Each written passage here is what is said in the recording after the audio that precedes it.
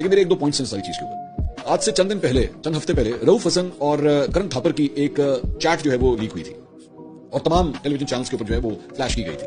तो और उसमें आया था इंकशाफ, बड़ी खबर आ गई, पाकिस्तान तहरीक इंसाफ के सेक्रेटरी था, दूसरों को सेक्रेटरी लाते उनका भारतीय एंकरों के साथ गठजोड़ का जो है वो पता लग गया, बेनकाब हो गया, ये देखो क्या हो रहा है। और उसके बाद मुझे अच्छी तरह याद है टेलीविजन चैनल्स ने जो है उसके बाद नून लीग के रहनुमाओं के जो है वो फोन पे बीपर दिए थे तजिया के लिए, जिसमें तलाल चौधरी भी शामिल थे, बाकी लोग भी शामिल थे, और उन्होंने पूरे दिन की अपनी भड़ास निकाली। देखा हम तो कहते थे इनके भारतीय विरासत हैं, भारतीय हैं, भारतीय वो। जाके व्लॉग उठा के देख लीजिएगा, मैंने उस दिन भी कहा था यार फॉर गॉड से स्टूपिड किस्म की बात मत करें। एक जर्नलिस्ट है और एक सेक्रेटरी साथ है, ठीक है।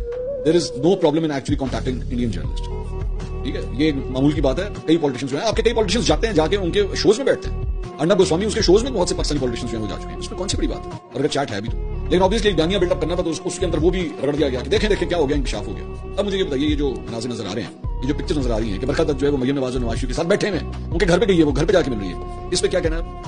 इस पे भी कोई गद्दारी के फतवे जारी करने हैं? इस पे भी कहना है कि जनाब ये आपके इंडियन जर्नलिस्ट के साथ क्यों आपने? Mind you, I am saying that again, मुझे कोई प्रॉब्लम नहीं है, मुझे बिल्कुल कोई प्रॉब्लम नहीं है इस किस्म की मुलाकातों से।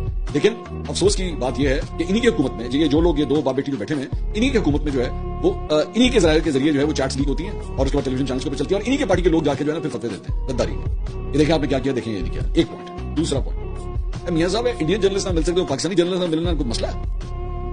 उनसे क्या मतलब? सड़कों भी बरखत जैसी बहुत सी यहाँ पे एंकर्स मौजूद हैं, बिल्कुल है। और मैं मर्दों को तो सबको निकाल दो ना, मुझे भी निकाल दे, सबको निकाल दो। खवातीन एंकर से ही आप मिल लीजिए, बहुत सी अच्छी एंकर, बरकत जैसी अच्छी एंकर्स पाकिस्तान में भी है। उनके साथ क्या मसला है? उनके साथ मुलाकात क्यों नहीं हो सकती? उनके साथ तस्वीरें क्यों नहीं खींच सकती? वो क्या वो आपसे 4-5 औखे सवाल कर लेंगे?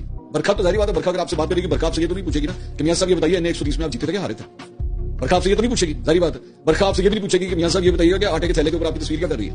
बरखा आपसे ये भी नहीं पूछेगी। बरखा आपसे ये भी नहीं पूछेगी कि मियां साहब ये बताइए कि आपने तो वोट को इज्जत दो की बात की थी, यहाँ पे जो है इलेक्शन ट्रिब्यूनल्स के अंदर आपकी पार्टी की पूरी लाइनें लगी हैं वहां पे रिजल्ट्स के अगेंस्ट। बरखा आपसे ये भी नहीं पूछेगी।